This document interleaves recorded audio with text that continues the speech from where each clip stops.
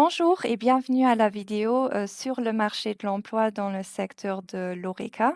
Je m'appelle Inès Per, je suis responsable des statistiques et des études du marché de l'emploi à l'ADEME et aujourd'hui je vais vous donner un aperçu de la structure et des tendances de l'emploi dans ce secteur.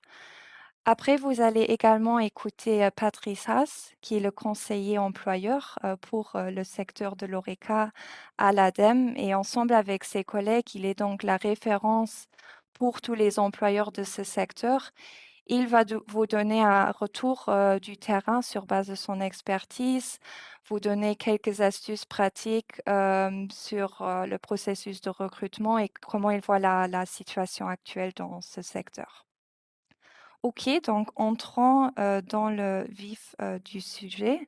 L'horeca, c'est quoi? Donc juste pour la définition, on parle ici d'un secteur qui inclut à la fois le domaine, de la restauration, donc des restaurants, des cafés, des cantines, mais aussi les services de traiteurs et de l'autre côté, les hôtels, les auberges, les campings, les pensions et cetera.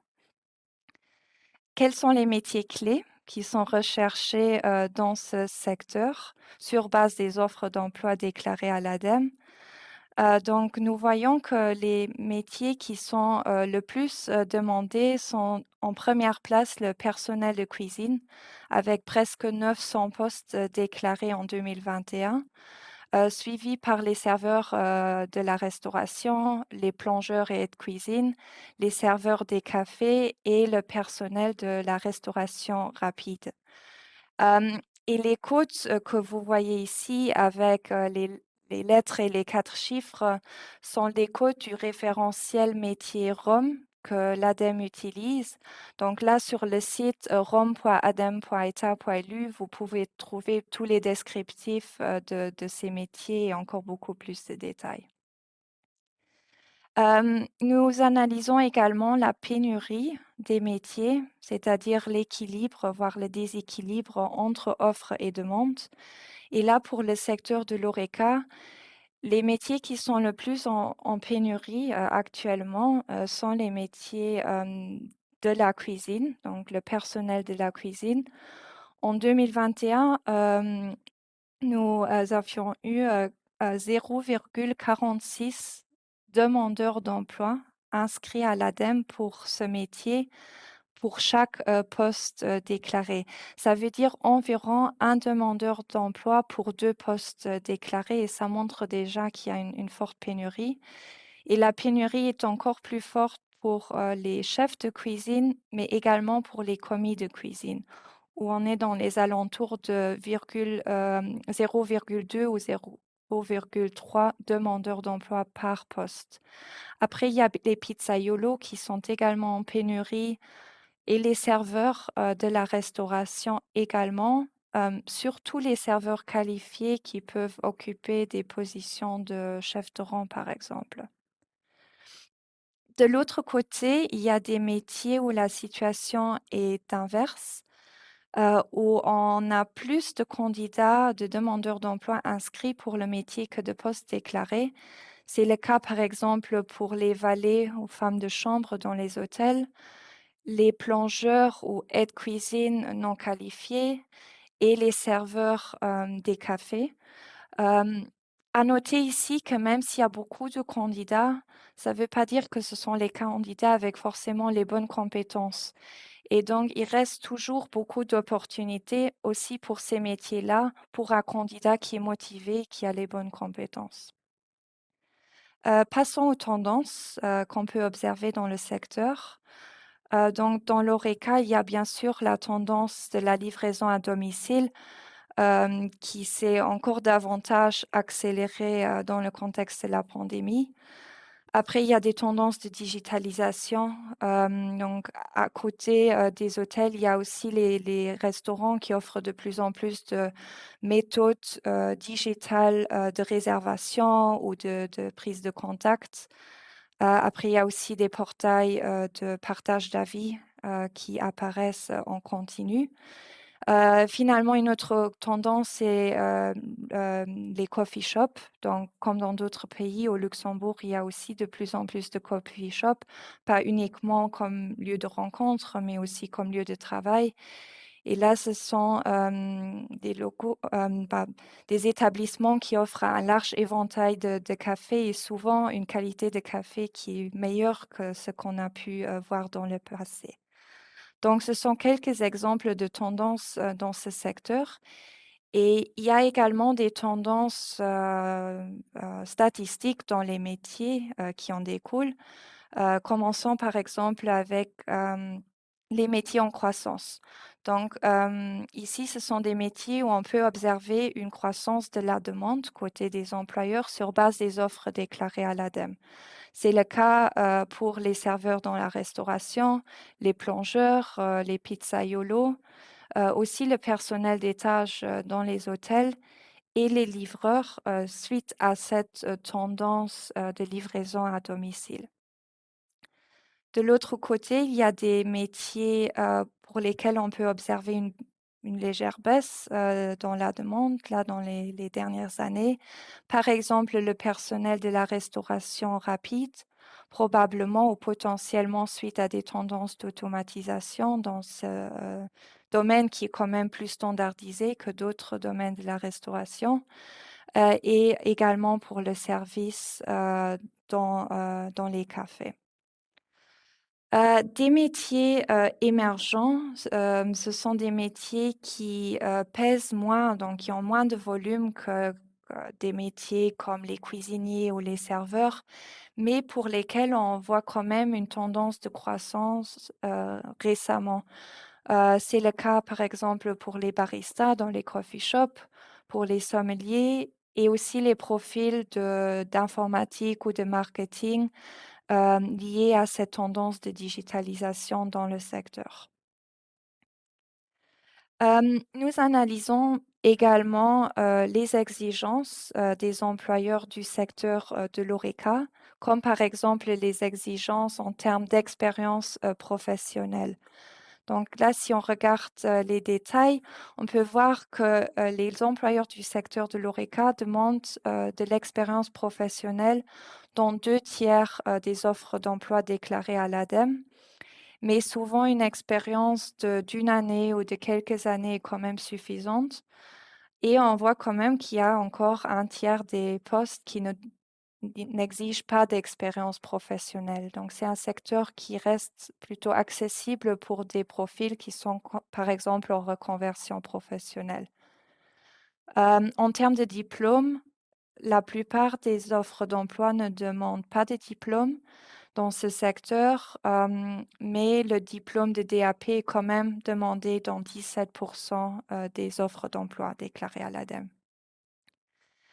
Nous analysons également les exigences de langue.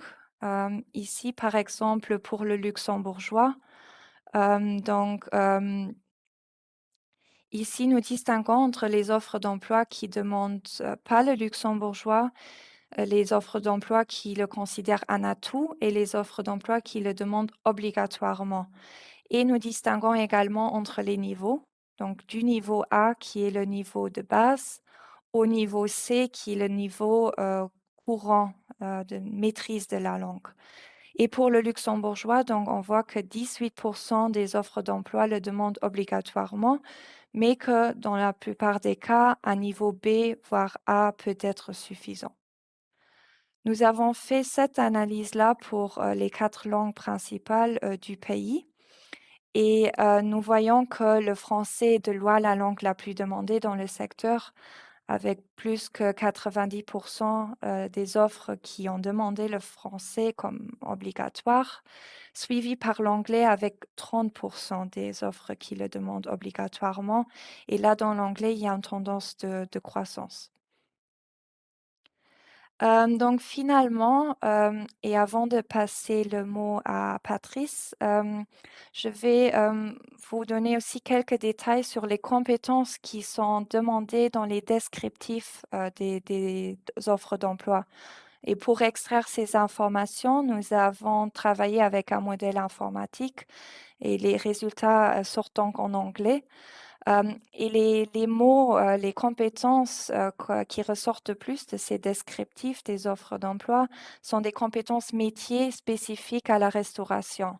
Le fait de pouvoir présenter des menus, prendre des commandes, pouvoir cuisiner ou réfléchir à des recettes, sont des compétences qui sortent beaucoup, mais également les standards de qualité, les standards d'hygiène sortent quand même dans les top 10 des compétences demandées dans ce secteur. Et puis, on voit des compétences personnelles comme l'adaptation au changement, donc la flexibilité, la prise de responsabilité, le fait de pouvoir gérer son temps ou gérer les priorités. Après, nous pouvons voir comment ces exigences ont évolué sur le temps. Et là, on voit que les compétences qui étaient en croissance, donc dont l'importance a augmenté au cours du temps, sont des compétences comme l'adaptation au changement, la prise de responsabilité, l'autonomie, la collaboration, la communication, mais aussi des compétences digitales et la langue d'anglais. Je vous remercie et si je passe le mot à mon collègue Patrice Haas pour vous donner un retour du terrain. Bonjour, je m'appelle Patrice Haas, donc je travaille pour l'ADEME au service employeur pour l'ORESCA. Donc là, je vais revenir un peu sur la situation actuelle de l'ORESCA, c'est-à-dire que depuis 2 ans, suite au Covid, on constate quand même qu'il y a un gros problème pour trouver des gens qui doivent travailler dans les restaurants ou dans l'hôtellerie. La fédération de l'ORESCA considère à peu près qu'il manque 2000 candidats en ce moment pour le Luxembourg. Donc, ce qu'il y a comme le plus gros problème, donc ça, comme l'a souligné Inès, c'est surtout du personnel qualifié, que ça soit autant en salle qu'en cuisine et voire même aussi dans tout ce qui est réception et dans l'hôtellerie. Donc pour l'instant, le plus gros problème qu'il y a, c'est que en fin de compte, c'était aussi un moment la mauvaise, comment dire, image que l'Oresca avait pour pour tout le monde, mais qui est en train de nettement s'améliorer. C'est-à-dire que l'Oresca, les acteurs de l'Oresca sont en train de revoir un peu leur copie et offre une bien meilleure possibilité pour les gens pour concilier vie de famille et le travail. C'est-à-dire qu'ils essayent de plus en plus de trouver des moyens pour que les gens fassent du travail en continu, pour qu'ils puissent avoir au moins un minimum les 2 jours, voire certains 2 jours et demi de congé dans la semaine, si possible de suite, et que le salaire, ce qui est quand même très important, est quand même revenu à la hausse.